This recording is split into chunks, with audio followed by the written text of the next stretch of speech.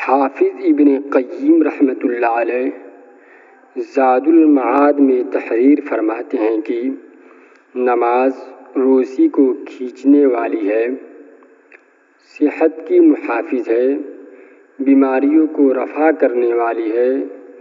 دل کو تقویت پہنچاتی ہے، چہرہ کو خوبصورت اور منور کرتی ہے، جان کو فرحت پہنچاتی ہے، اعضاء میں نشاط پیدا کرتی ہے، کاہلی کو رفع کرتی ہے، شرح صدر کا سبب ہے، روح کی غذا ہے، دل کو منور کرتی ہے، اللہ کے انعام کی محافظ ہے اور عذاب الہی سے حفاظت کا سبب ہے، شیطان کو دور کرتی ہے اور رحمان سے قرب پیدا کرتی ہے۔ غرض روح اور بدن کی صحت کی حفاظت میں اس کو خاص دخل ہے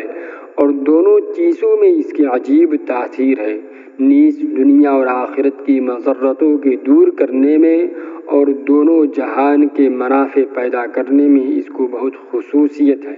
لہٰذا نماز کا اہتمام کریں تاکہ ان تمام خوبیوں کے ساتھ ہم بھی منور و مصفا ہو سکیں۔